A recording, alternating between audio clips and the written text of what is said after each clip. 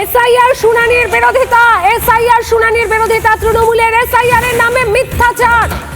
উত্তর দিনাজপুরের চাকুলিয়াতে পথ অবরোধ, সাধারণ মানুষকে ভুল বোঝাচ্ছে তৃণমূল, আগুন জ্বালিয়ে বিক্ষোভ, বিডিও অফিসে ভাঙচুর তৃণমূলের। এই মুহূর্তে আপনাদের সামনে ছবি রয়েছে উত্তর দিনাজপুরের চাকুলিয়াতে, সেখানে পথ অবরোধ, সাধারণ মানুষকে ভুল বোঝানো হচ্ছে। এসআইআর এর নামে লাগাতার মিথ্যাচার চালিয়ে যাচ্ছে শাসক দল তৃণমূল। একদম শুরু থেকে এসআইআর শুরু হওয়ার আগে থেকেই হুমকি ধমক চমক ছিল যে এসআইআর হতে দেব না, কিন্তু সেই বাধা বিপত্তি যখন ধোপে টেকে নিয়ে এসআইআর চলছে, সেই সময় লাগাতার মানুষকে ভুল বোঝানোর প্রচেষ্টা, এসআইআর শুনানির বিরোধিতা করে যাচ্ছে তৃণমূল। আমরা দেখিয়েছি আপনাদেরকে ফারাক্কার ছবি, যেখানে ভিডিও অফিসে ঢুকে তৃণমূলের বিধায়কের মদতে তৃণমূলের গুন্ডারা কিভাবে ভাঙচুর করেছে। আর এবার দেখতে পাচ্ছেন উত্তর দিনাজপুরের চাকুলিয়ার ছবি, যেখানে আগুন জ্বালিয়ে বিক্ষোভ, বিডিও অফিসে ভাঙচুর তৃণমূলের। সাধারণ মানুষকে লাগাতার ভুল বুঝিয়ে যাচ্ছে তৃণমূল, কারণ এসআইআর স্বচ্ছ ভোটার তালিকা তৈরি করার জন্য,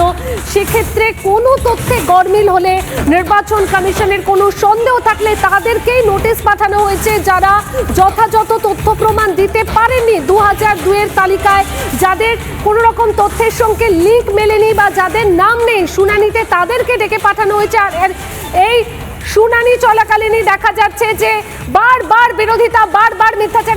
আমরা হাঙ্গামা করেছি কিছুর জন্য, আমরাকে বললো যে এটা কাগজ জমা করতে 2002 এর কাগজ জমা করতে হবে। এফআইআর নিয়ে আমরা 2002 এর কাগজ জমা করলাম।